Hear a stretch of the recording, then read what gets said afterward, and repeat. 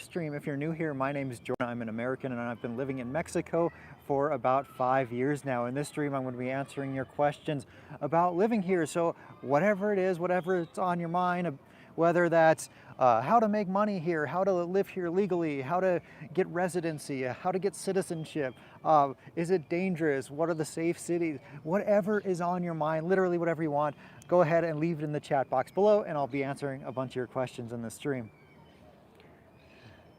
Miguel, good to see you here.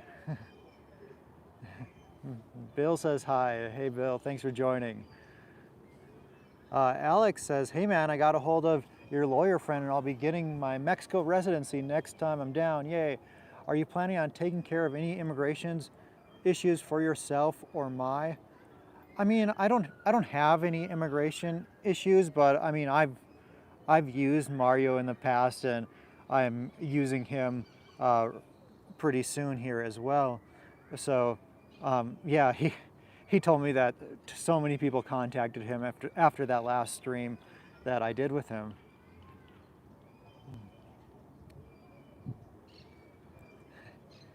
Strine says, ask you anything? Are you sure? Yeah, I'm sure. I reserve the right to refuse to answer any question. Bill asks, what do you think about Morelia? So Morelia is a city in the state of Michoacan. It's about a 2.5-hour drive from where I'm living in Querétaro. And Michoacan is known as one of the more dangerous states in Mexico. So a lot of people have hesitations about going there. However, Morelia is relatively safe. So be careful about traveling other places in that state, but Morelia is generally okay. And what do I think of the city? It's been 4.5 years since I've been there, but I really liked it. I honestly didn't get to see much of the city. Like it's a pretty populated city, something like 1 million residents, and I've only basically seen around the Zona Centro area, so I'm not familiar with very much of the city at all.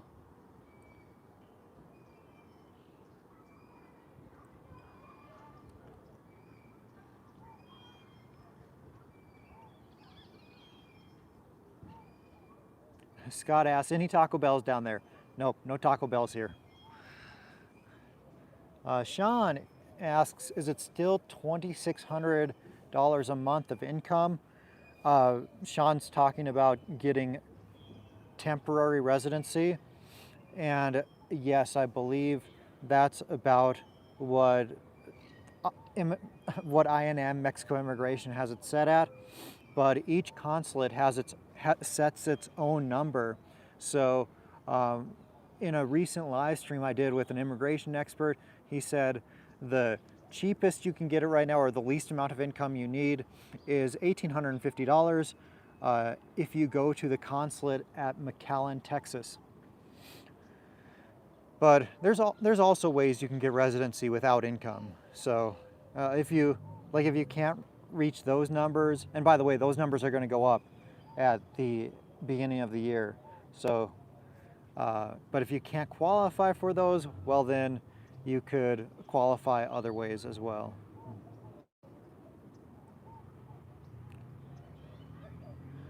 Travis says, just watched your last live stream. I'm applying for temporary residency next week due to it. Do I need a town destination in order to apply? I'm not sure I understand your question. Do I need a town, do you need to know where you're going to be going? I mean, when you first apply, you go to a consulate in your home country. So let's say you're from the US. You go to a Mexican consulate in the US. There is where you get approved for your residency. And then from that date of approval, you have 6 months to enter Mexico on that visa that you're going to get. But then after you enter Mexico, you have to continue the process in Mexico. And here in Querétaro, it can be done pretty quickly. It can be done the same day you started. But yeah, check out that guy's information that I gave in the last stream, and he'll tell you, or he can answer your question, because I'm not sure I understand it.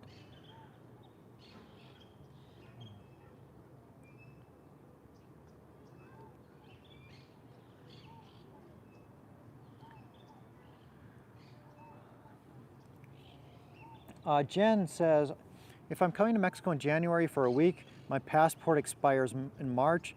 Looks like it's okay, but why does it say contact my airline? Well, a lot of countries require you to have 6 months valid on your passport when you enter the country. I'm not sure if Mexico's that way, but you might want to look into that.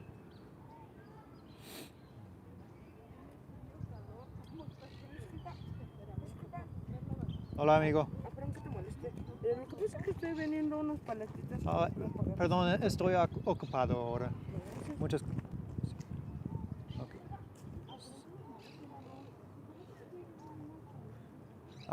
TV says, where's my? She's at work right now. Carrie asks, can a single woman live safely in a gated community?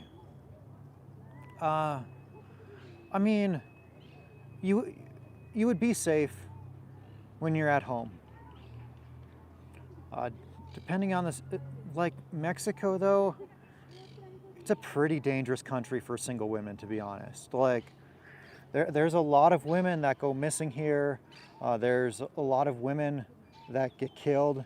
So, single women, especially if you're attractive, you have to be very careful. Be very careful about where you're traveling, where you're living, what you're doing, where you're going, who you're going with. So, can you live safely? Yes, definitely. But avoid dangerous cities. I would definitely avoid traveling alone, especially by car. Be careful taking taxis alone. Even Ubers, be careful taking Ubers alone.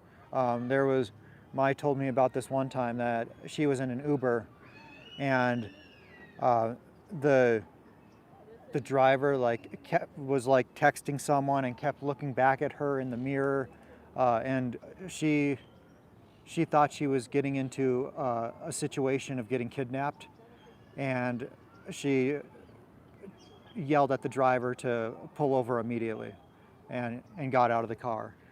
So keep your wits about you. I mean, don't go out drinking alone, especially. But yeah, if you choose the right city and you're careful about where you travel and you're careful about walking around alone, then yes, you could live safely here. But I am hesitant to just give you a simple yes answer to, can a single woman live safely here, without going into more detail.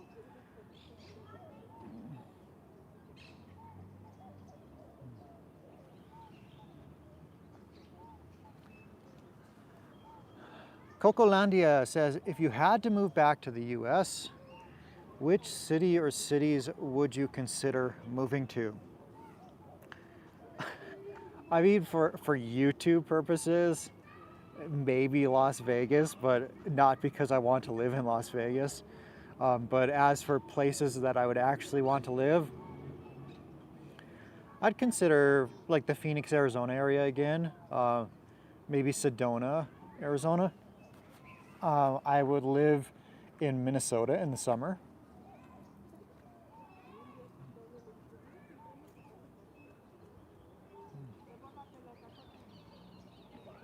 Emma says, hi Jordan, congrats on your show. Would you like to one day have dual nationality, American and Mexican? Yeah, absolutely.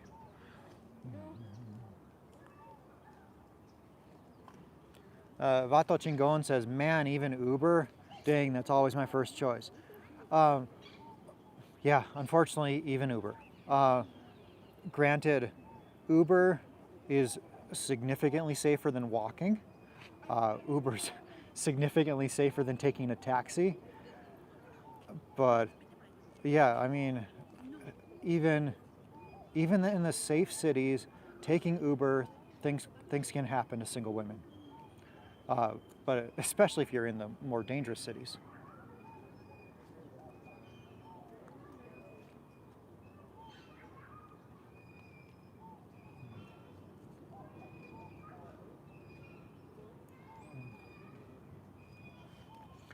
Daniel asked, what do I think of bucerias?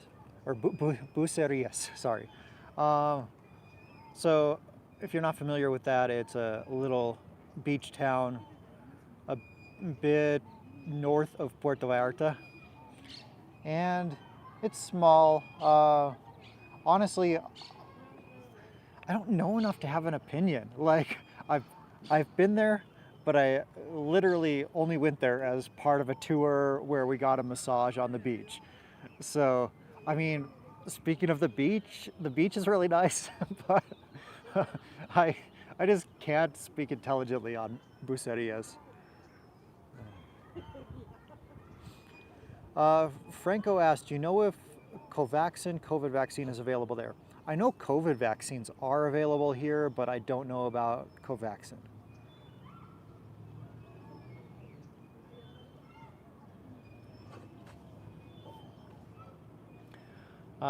Travis says, in Vegas stream you said smoking was everywhere. How is it in Mexico? Restaurants, bars? Uh, how is it here? I mean, sometimes I'll go to a restaurant and I'll smell smoke from a neighboring table. If it's an enclosed restaurant, they won't be able to smoke inside, but a lot of restaurants will have a section where you can smoke. But it's not too often that I notice it, but sometimes I do.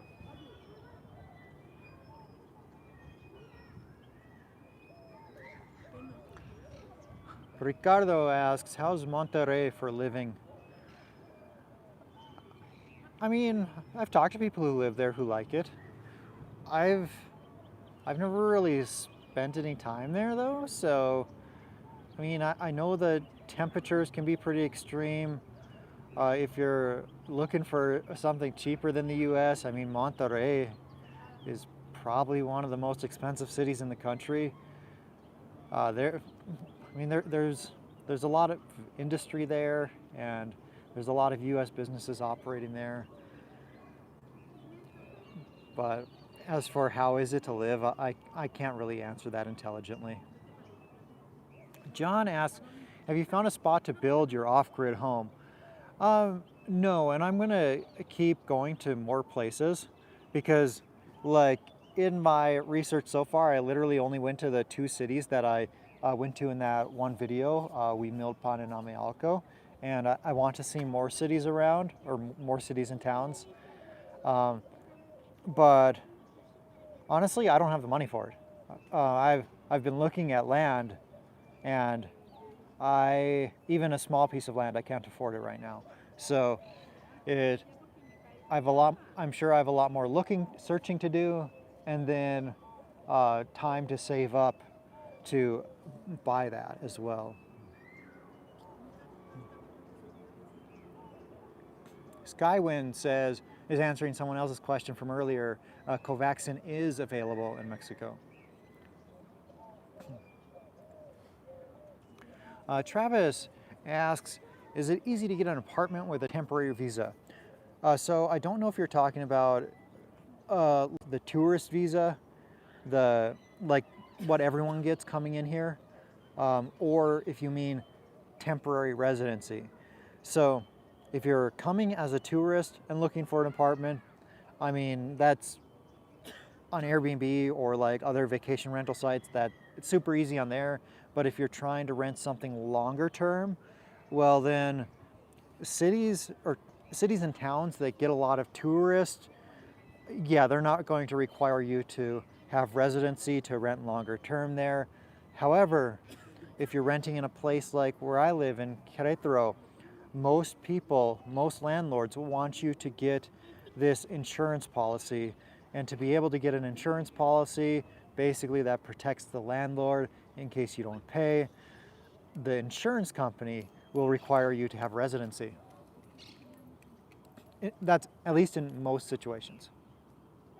But even in a place like Querétaro, you could still get like rent for months on Airbnb, no problem.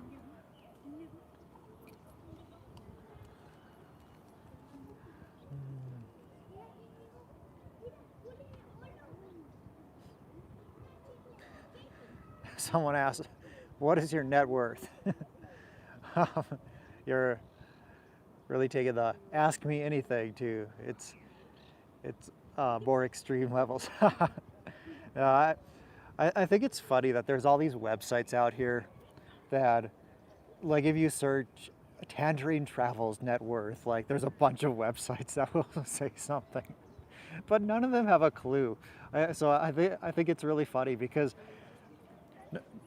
like, basically the only way someone is going to have a clue about your net worth is if you own shares in a publicly traded company where you're forced to report what you own. Other than that, like, you're not going to have much of a clue. Like, maybe in some cases you have an idea of their monthly income, but without knowing their spending or their savings habits or what they've wasted money on, or if they've invested well or not, they're going to have no idea. So like on these websites where they're like, "What's your net worth?" Like, I think the lowest I've seen is like 50,000, and the highest I've seen is something like 1.5 million. But yeah, none of them have any clue. And I was gonna say, like, most of my money was spent buying Tangerine Travels, so most of my net worth is what you would value Tangerine Travels at.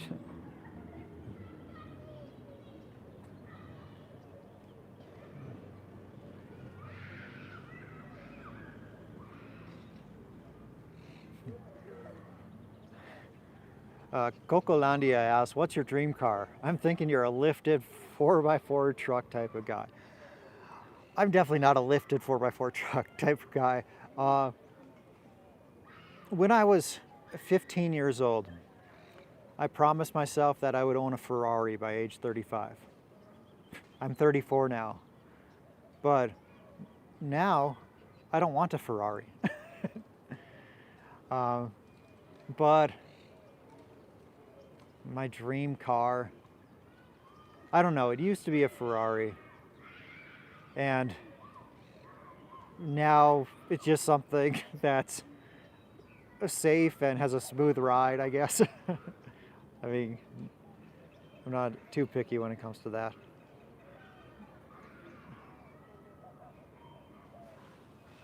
Intense Peppers asks, "What's your opinion on getting the puppy Maya wants to get?" I love dogs, but when you have a travel vlog, it's hard to own a dog.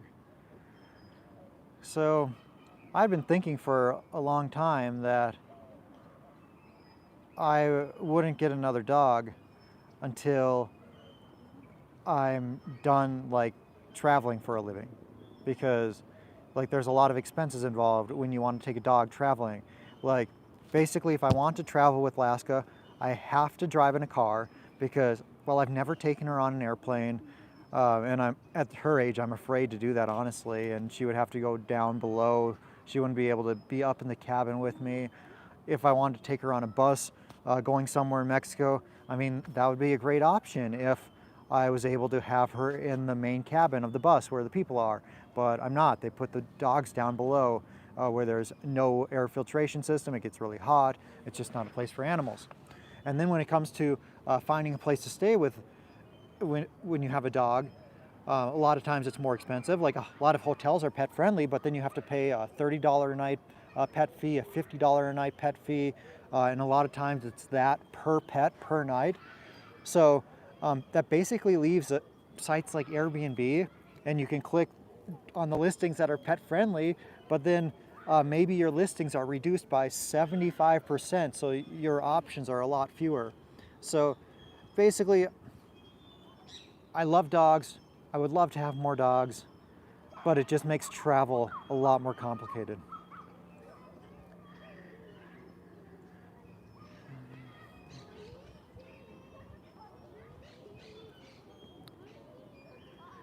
R. Ellison says the dramatic increase in cost over the last couple of years to gain citizenship.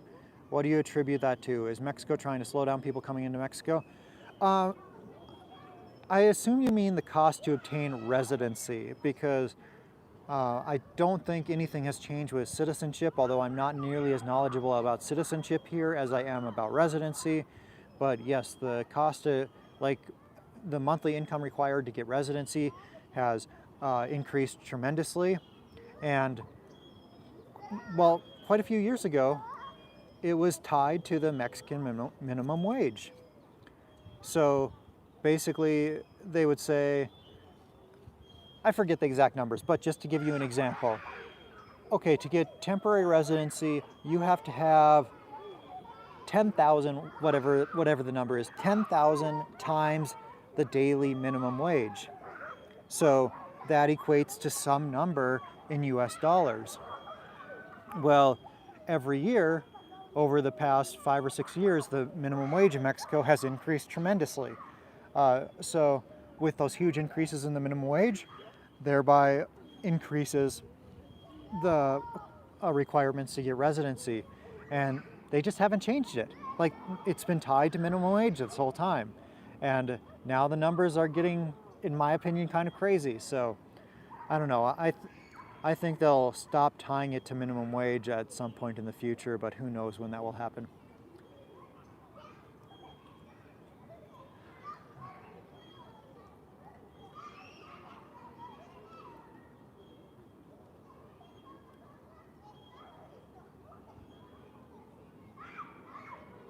Ricardo says, I'm moving to Monterrey, so I need your feedback.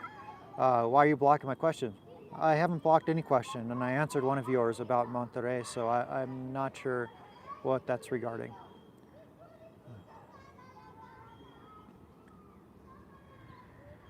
Alfredo asks, is it getting cold over there? What's the lowest temp?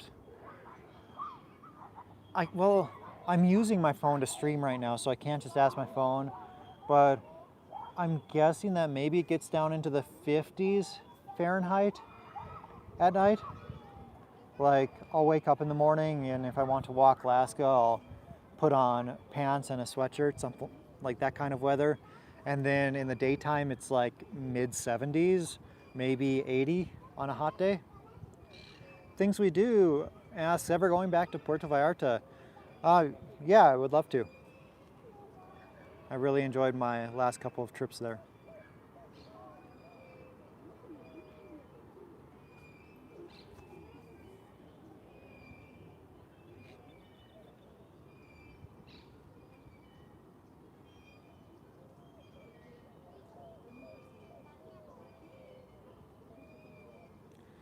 Peter Simmons says, I wouldn't get another dog yet.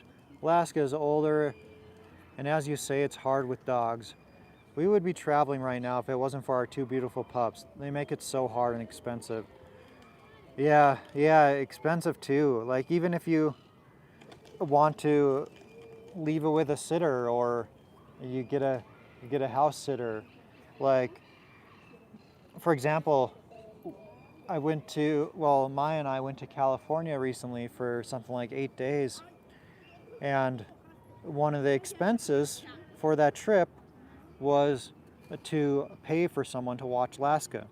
So at Laska's age, she's almost 13 years old. I can't leave her with any pet sitters anymore, or at a dog hotel or anything like that, because every time I leave her at one of those, something bad happens. Whether she comes home and she's just not the same dog mentally, or she gets her ear bit off, or what else has happened? She got scabies at another one.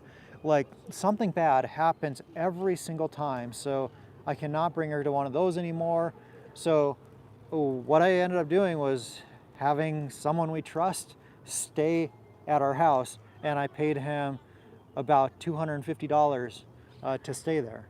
So, I mean, having a dog increase the cost of that trip by $250. And when you travel full time for a living, like when you add $250 to the cost of every trip, that adds up.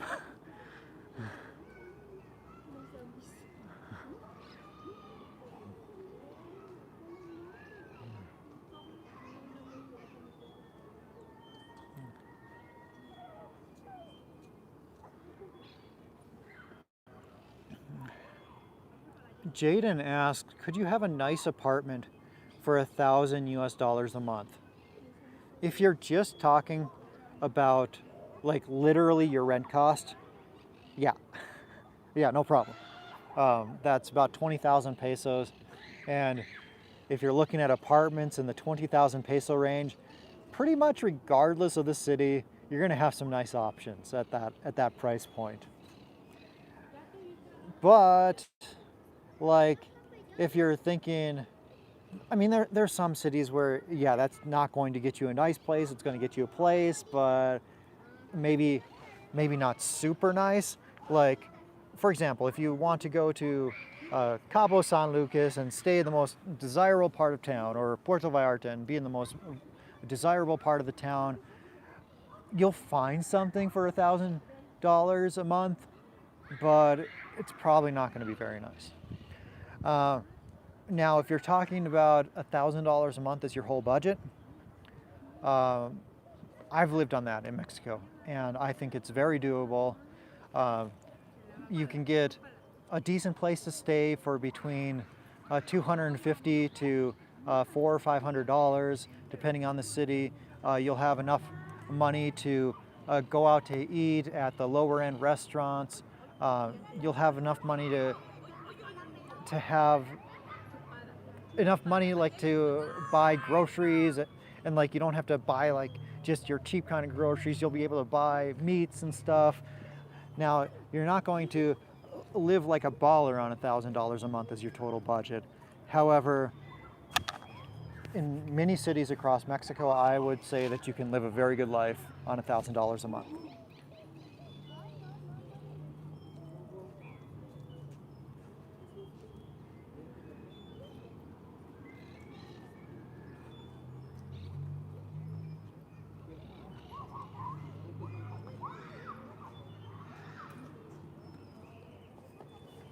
And speaking of like various budgets, like pretty much regardless of the city, if you go onto Facebook Marketplace and you look for like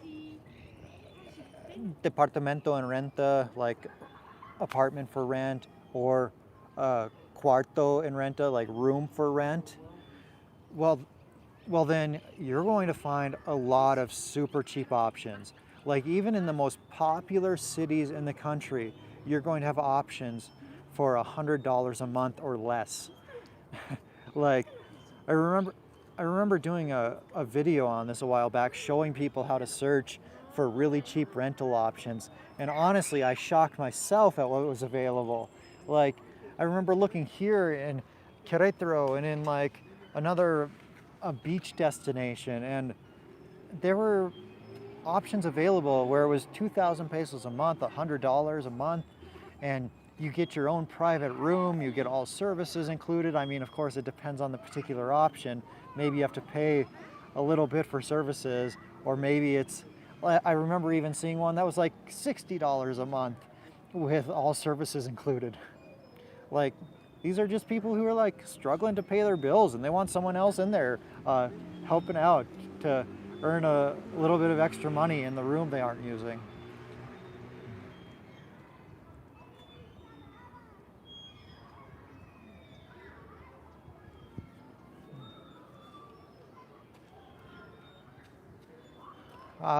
Luis Flores asks, what's a starting price point for a home that's what you would expect in the States? If you mean like the amenities you would expect in the States,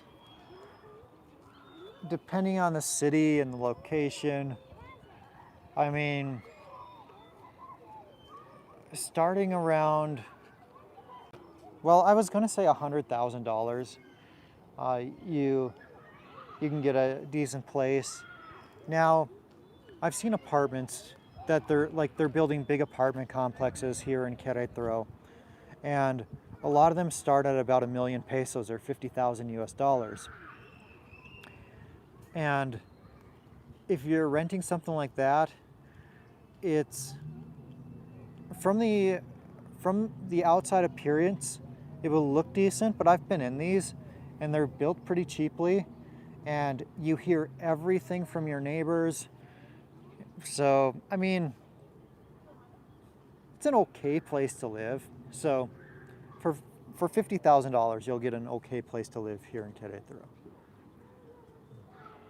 But that's going to come with a bare bones apartment. So, like, if you add like cabinetry and like appliances and whatnot, well then your cost is going to go up from there typically. Randall asks, pesos or US dollars in my rental agreement, does it make a difference? I mean, I don't know if this is true, but I've heard that contracts in Mexico to be valid have to be in pesos. But to me, that doesn't make sense for that to be true, because like a lot of companies want to do business in US dollars. They want a more stable currency. So needing it to be in pesos, I don't think that's true, to be honest. So if you have a rental contract in US dollars, it's going to make your life a little bit more, you'll be more certain of your ability to meet expenses. But when your contract is in pesos and you earn in dollars, well then you're introducing a lot of currency risk into your everyday life. Like, for example, what happens if, let's say the BRICS countries tomorrow, China, Russia, Brazil, India, Saudi Arabia, let's say tomorrow they're like, hey, we're releasing this new digital currency and it's backed by gold. Well, there is no currency in the world right now that's backed by gold, and I think you would have a lot of money rushing into that currency, and I think an announcement like that would collapse the US dollar overnight. So you might be paying, let's say, $800 a month in rent today, and then tomorrow, because your contract was in pesos and you earn dollars, tomorrow your rent goes up to $1,600 a month. So when any contract is in a different currency, well then you're running that risk.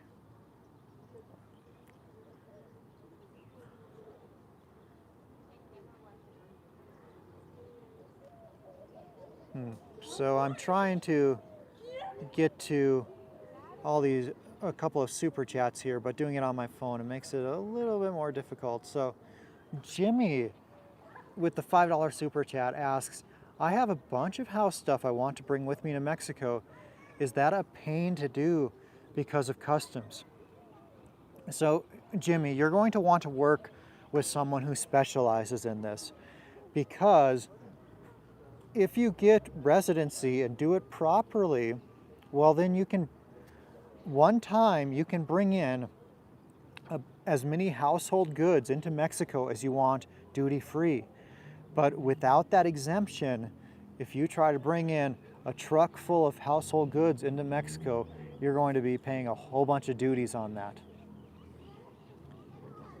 But yeah, like check out the Tangerine Travels channel, because a couple days ago I did a live stream with an immigration specialist.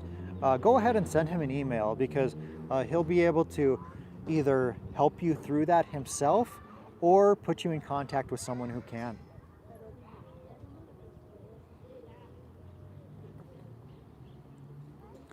Luis Flores, thanks for the super chat. Appreciate that.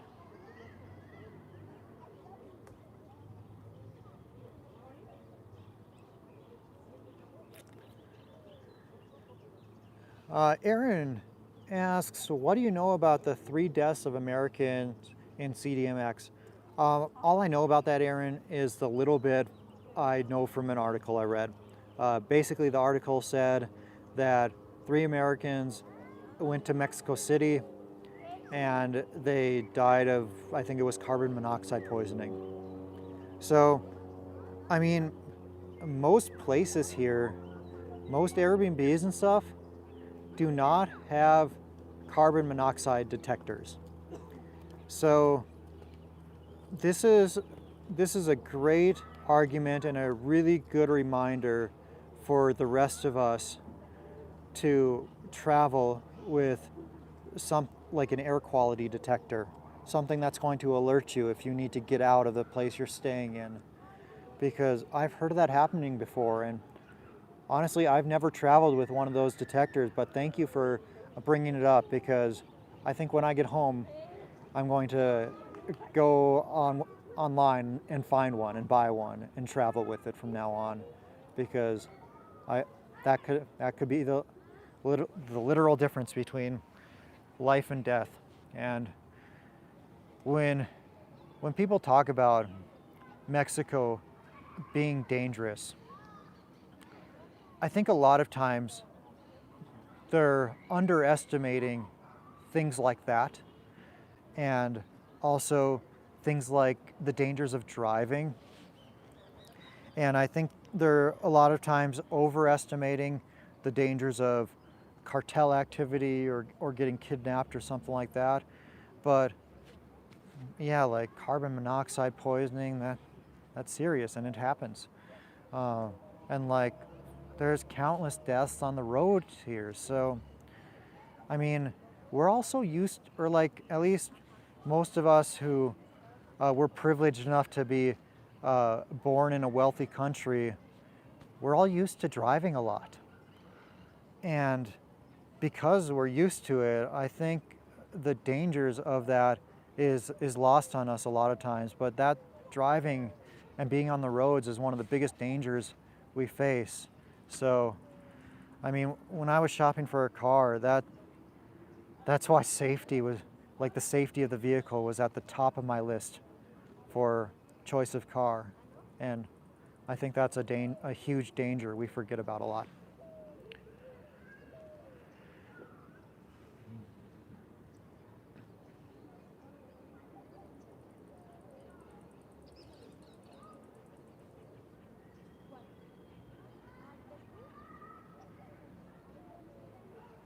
Vato Chingon says, what about shipping household stuff with Castores? I'm not sure what Castores is, but if you're shipping something in here, like you're still going to have to pay duties in all likelihood.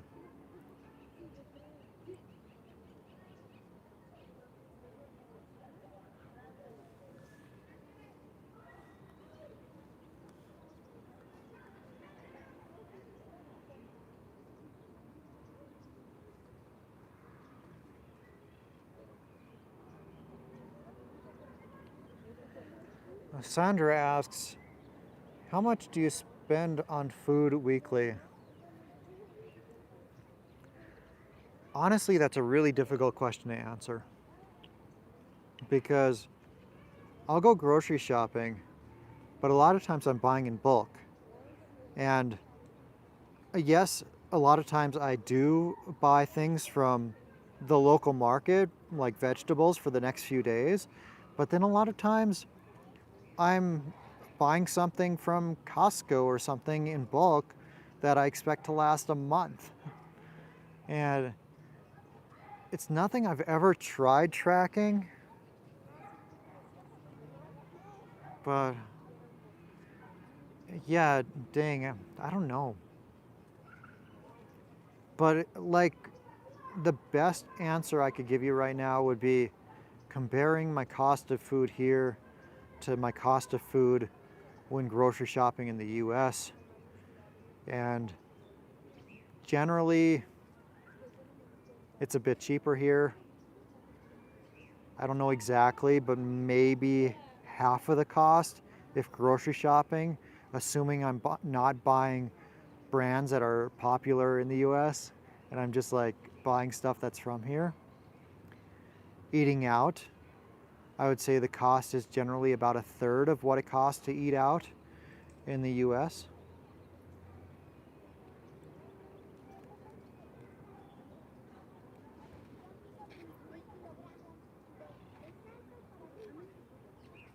Strine says, unfortunately goes bad quickly.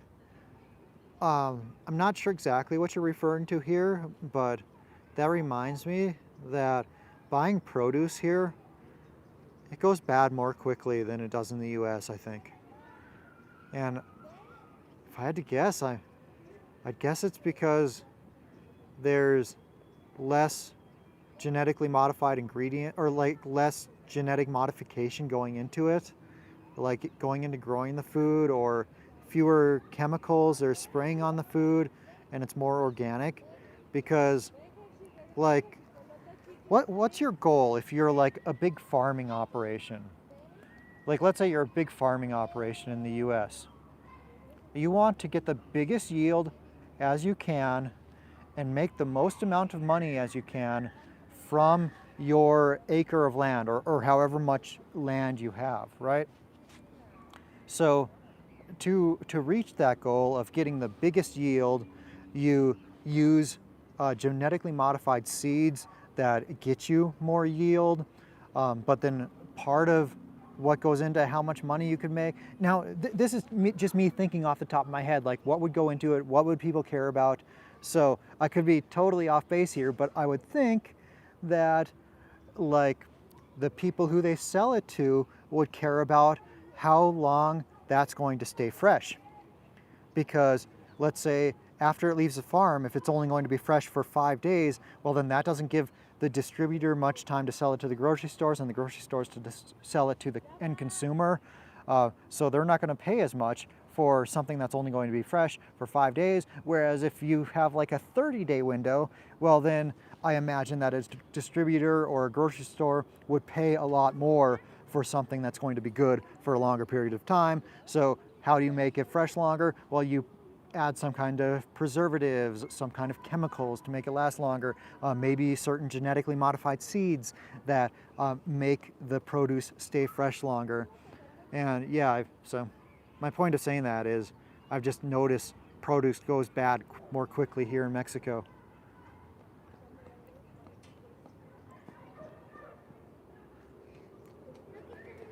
Jimmy asks, and thanks for the super chat, by the way. Jimmy asks, is travel doable without a vehicle? Like travel through Mexico? Yeah, absolutely. If you have a dog, I would say no. Or at least it's more difficult. Like, yes, let's say I wanted to go to Mexico City and I wanted to bring Laska and I didn't want to use my own car. Well, then I could hire private transportation, like for example, a driver here I've used a couple of times, or a handful of times for various things. He's willing to accept Laska, but I mean, when it might cost me $30 to drive there in my own car with the cost of gas and tolls, maybe it's going to cost me $250 to get that driver. But yeah, so basically, if you have a dog, yes, you need a car, if I can sum it up. And if you don't have a dog, no, a car is absolutely not necessary, because you can travel by, and that's if you're planning on traveling with your dog. If you're planning on leaving your dog at home when you travel, like for example, I'm living in Khrystal and I want to leave my dog at home and travel somewhere for a week, then come back. Yeah, I could do that without a car. But if you're planning on traveling with your dog, yes, you need a car. But if you're not planning on traveling with your dog, well, then you could travel by plane, bus, Uber. Like you could use apps like, what's it called? There's, oh my gosh, the name of it is slipping my mind, but there's this popular app here where, like, let's say someone is driving from Querétaro to Mexico City and they have 3 empty seats in their car. Well, they will sell those empty seats in their car each for a price, and you can get to Mexico City pretty affordably. But if anyone can think of what app that is, the name of it's slipping my mind, and then post it in the chat, that would be great.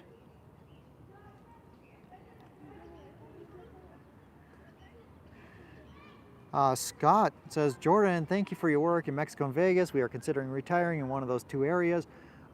What's your number one safest location that is friendly to U.S. expats in Mexico? I have to say Mérida in the state of Yucatan.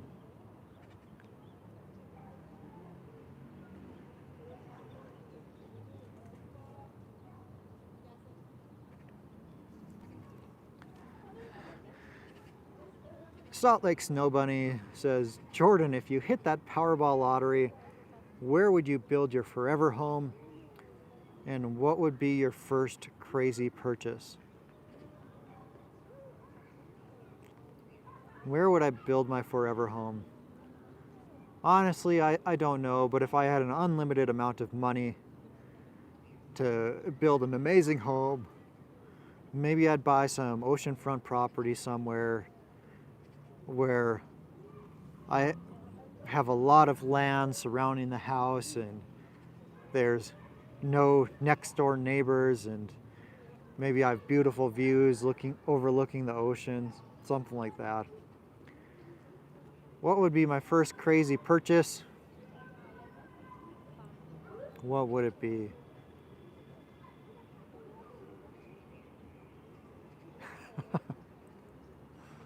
Honestly, I have no idea.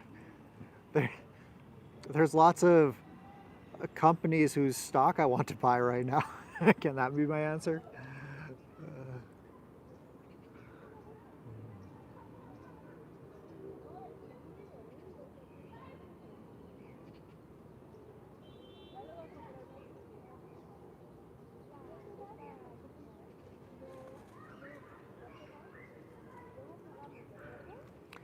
Paul asks, can an American actually own a house or property in Mexico?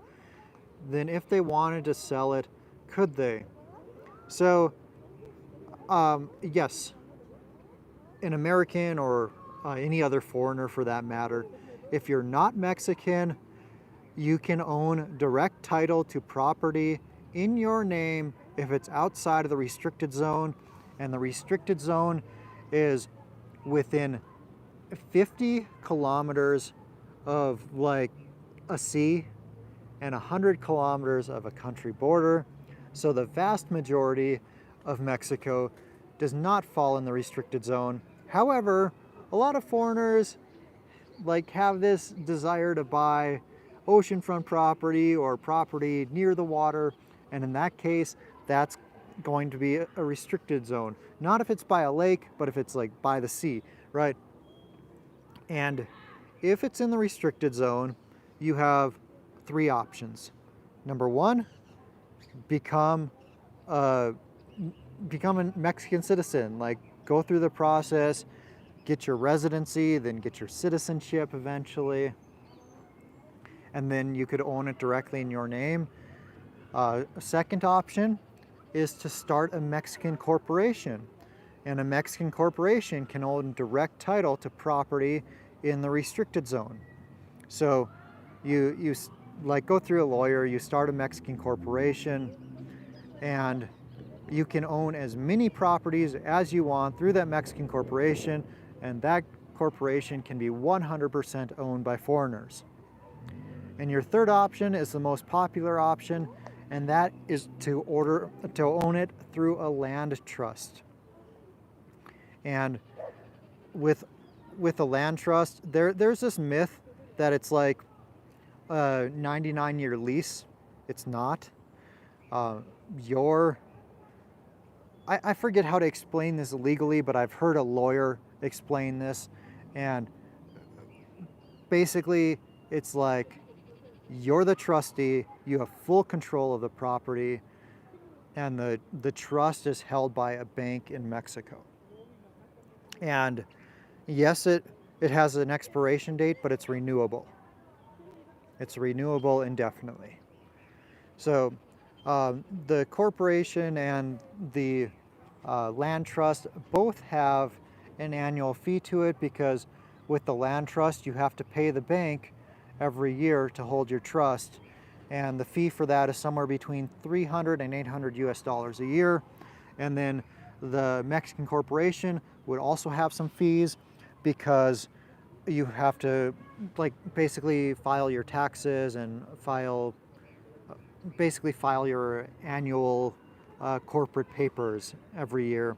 So whatever's involved in that, I've never had a Mexican corporation, so I can't say specifically. I can't imagine it's too terribly expensive, but one reason people typically choose the land trust option is because if you own it in a corporation and you go to sell that property, well then you're going to be paying a big old capital gains tax. Whereas if you own it through a land trust, you will probably be able to qualify for a capital gains exemption if you've been living in that property. So yeah, that's more or less the rundown on foreigners buying property in Mexico. And there's a lot of myths when it comes to that. Like, oh my gosh, the number of times people have commented on this channel, foreigners can't own property in Mexico. I just have the biggest eye roll when I see that. I'm like, how long is this myth going to be like around, and how long are people going to be saying this, and how long am I going to have to be correcting people and telling them the truth about it? So yeah. But like most myths, there's a grain of truth to it, because it is in the Mexican Constitution that something about foreigners not being able to buy property in Mexico. But then there was a Foreign Investment Act quite a while ago that completely changed that. And yeah, I'm not super, like I can't speak about the legalese of it, and I couldn't quote the Mexican Constitution, but the fact that, or the idea that foreigners cannot own property in Mexico is a myth. Jimmy with the $10 super chat, thank you very much. He says, my Spanish is still pretty bad. Would I be okay moving to a large city like Mexico City while I'm still learning how to be conversational in Spanish?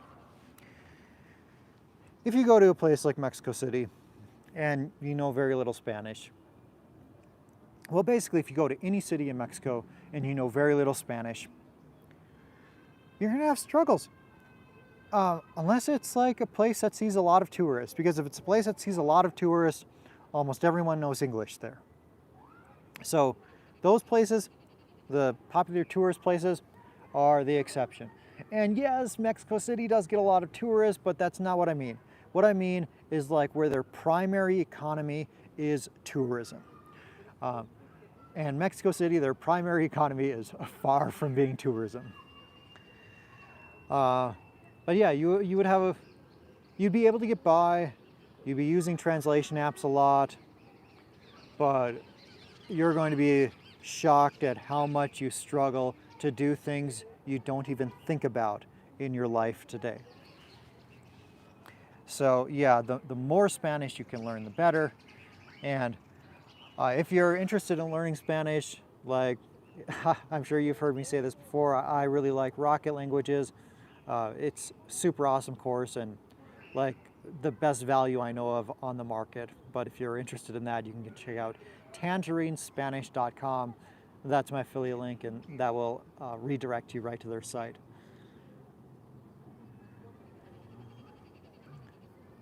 Brian says, called today to get permanent residency started in Washington, D.C. office. They have raised the monthly amount already to over $4,000 per month. I'm hoping to get an appointment next month. $4,000 a month. I wonder if that's for permanent or temporary, because that sounds like a permanent residency number. I'm starting to get some mosquitoes, so I'm gonna start moving a little bit. So hopefully I can do this while moving. I'm just going to change my little tripod stick I have here. I don't have it on a gimbal. Brian says, yes, it's permanent. Yeah, actually, like 4,000 a month of income for permanent residency sounds on the low end right now, to be honest, but maybe I'm forgetting my numbers.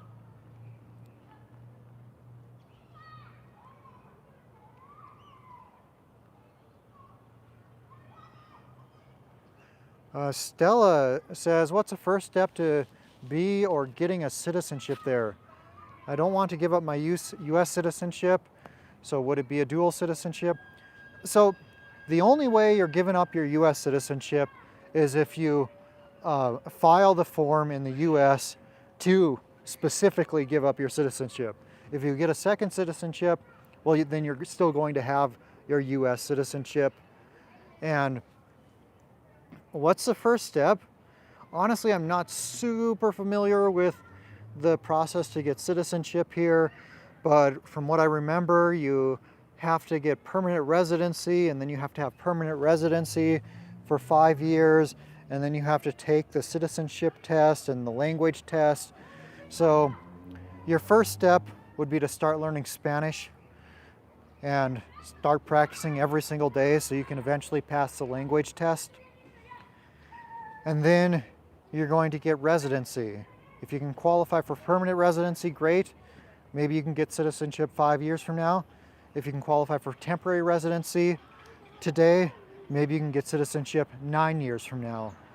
Because if you qualify for temporary residency, well, then you can have that for 4 years, convert it to permanent residency, then have permanent residency for 5 years, and then take the citizenship test in Mexico. But yeah, the first step, but this is all assuming you don't have Mexican ancestry. If you have Mexican ancestry, your first steps are going to be totally different. Like if your parents are Mexican or one of your parents are Mexican, well, then you're automatically Mexican. So yeah, if you're, that's going to be the easiest route. If you're like have any Mexican ancestry, talk to a lawyer, and you can get your their birth certificates and get them apostle or whatever they call it. I'm not super familiar with the process, but I know that's the easiest way if you have Mexican ancestry. But if you don't, well, then you're going to go get temporary residency. And the first step to do that is to contact a Mexican consulate near you and make an appointment with them to get your first step in your residency. Stella says, I do have Mexican ancestry. Okay, well then your process to become a citizen is a whole lot easier. What I would recommend you do, your first step would be to contact some immigration specialist. I did a live stream a couple of days ago with an immigration expert here in Querétaro. So if you want, you can contact him. Just go to Tangerine Travels YouTube page, click on the tab of live streams, and you'll see that live stream with him a couple of days ago. And I have his information listed in that.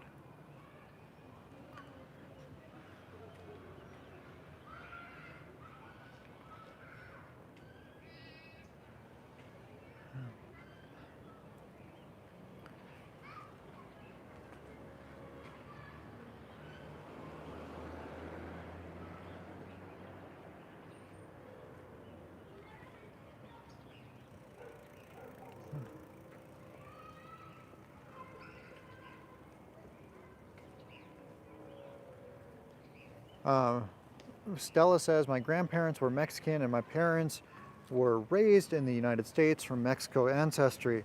So in your case, it's going to be easier if your parents are already Mexican citizens, but if they're not, then you're going to have to go back to your grandparents or your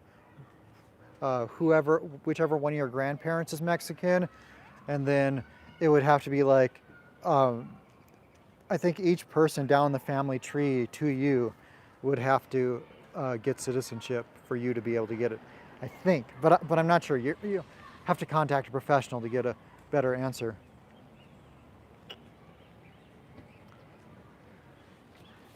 Jimmy, thanks for the super chat. Guadalajara versus Mexico City, your opinion?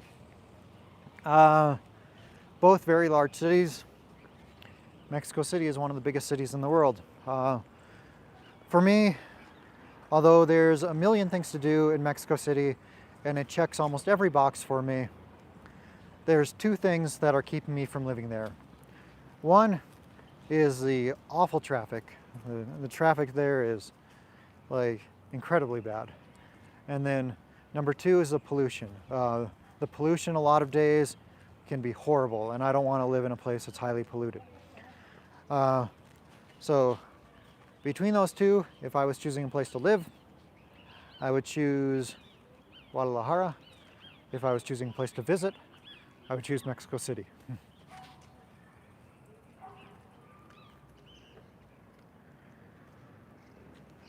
Here's a question. Hey Jordan, exactly how much easier would it be for me to get citizenship if I'm married to a Mexican citizen? Regarding citizenship, I'm not sure. I'm not sure if it gets any easier for you. Like, if you marry a well, I guess, like, to get residency, if you're not married to a Mexican citizen, it takes financial requirements. But you can get residency in Mexico if you're married to a Mexican citizen without any financial requirements.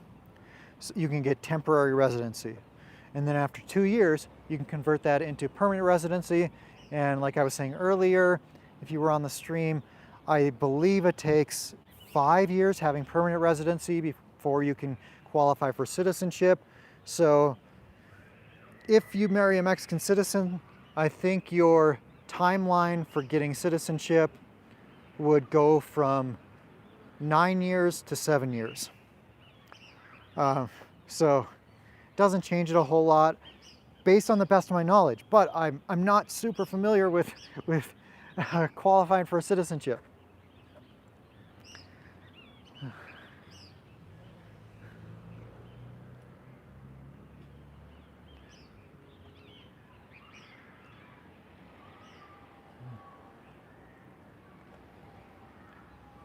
Gordon, thanks for the super chat. Is Santiago de Querétaro safe? Kidnapping. So there's safe parts of the city and there's unsafe parts of the city. Overall, it's generally regarded as one of the safest cities in the country, but that's not to say that bad stuff doesn't happen here because it still does. Like, a lot of people have had bad things happen to them who've been living here.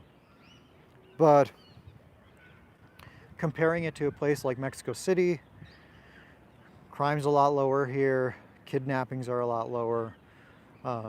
You're not going to have nearly as much worry here in Querétaro as many other cities. Maggie, thanks for the $10 super chat. I saw the last stream you already need to be getting Social Security, i.e. retired, to apply for permanent residency, but I'm wondering if you can meet the savings requirement. If you meet the savings requirement, you can qualify before that.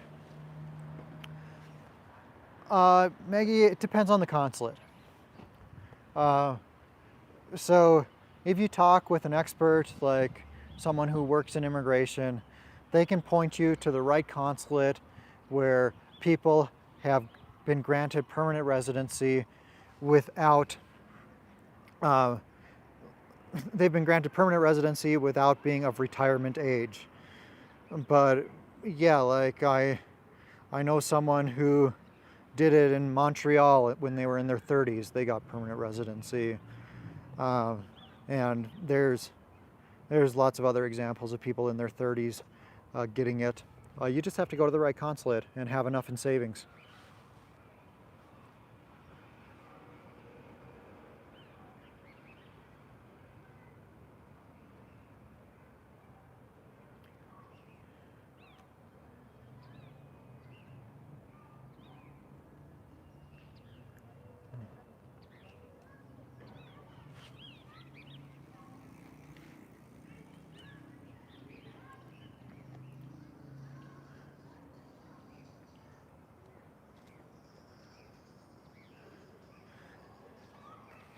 Here's a question. How often do you have people offer you drugs?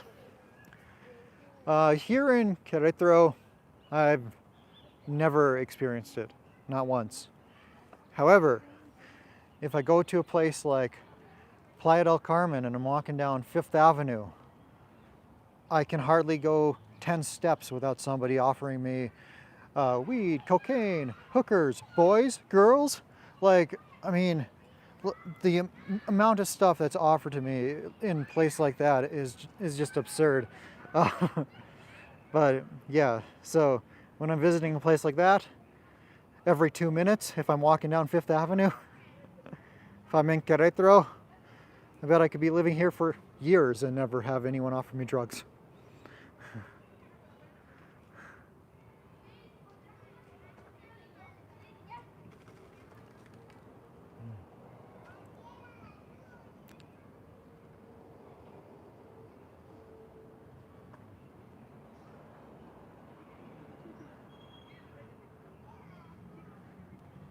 Okay, I'm looking for another question here.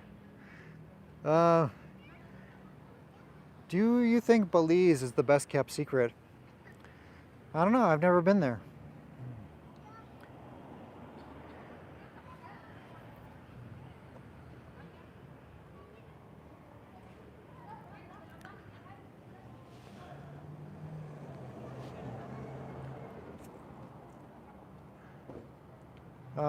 Jaden asks, what's an expat? I think it's pretty much the same definition as an immigrant, but I think immigrant implies something more permanent. But I use those words pretty interchangeably.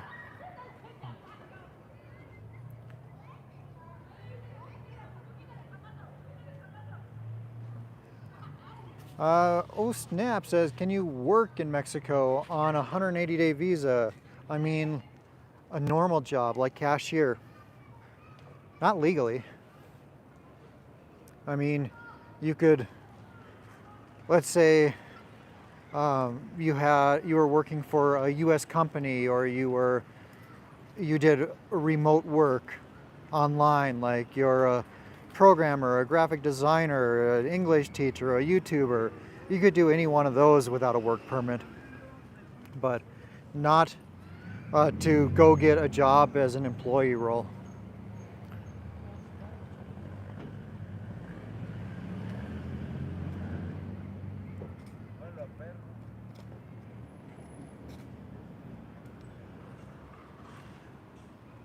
Walter asks, how easy is it to deliver in Mexico without a visa?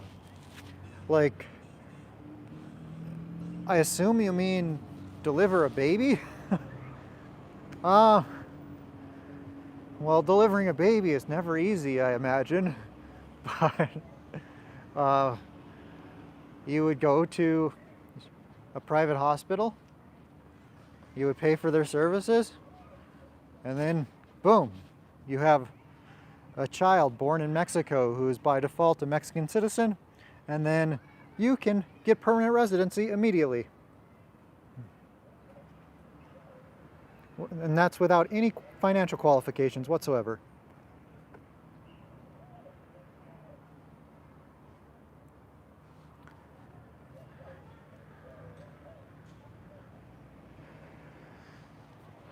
Here's a question. What are some good side hustle gigs besides YouTuber have you seen people doing there? Let's speak strictly foreigners living here. A lot of them will get into real estate. That's a great one where you can earn a really, really good living. I mean, I've seen a lot of people like who make goods, sell them at a local farmer's market. Like, for example, someone might specialize in gluten-free stuff, like gluten-free breads and cookies, and then they'll make that and then sell that at the local farmer's market. Seen people like who are coders or programmers or those kind of jobs. Let me just block someone here.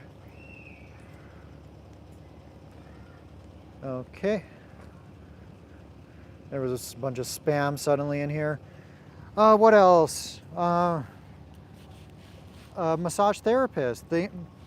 Someone who has a career that they can do anywhere. Chiropractor. So I had a massage therapist who was from Australia. I had a chiropractor who was from Canada. So yeah, those kinds of things. Online businesses like selling stuff on Amazon Mexico, fact, a friend of a friend here in Querétaro makes $1 million a year buying stuff in China and sending it to the Amazon warehouses in Mexico and selling those things on Amazon Mexico. So, I mean, there's an endless number of things that can be done. Another thing is that's very popular, or like that's high in demand, is helping other people move here. Like, there's a lot of people who want to come here who have no idea where to start, what to do. Like, basically those people and businesses that help solve other foreigners' problems.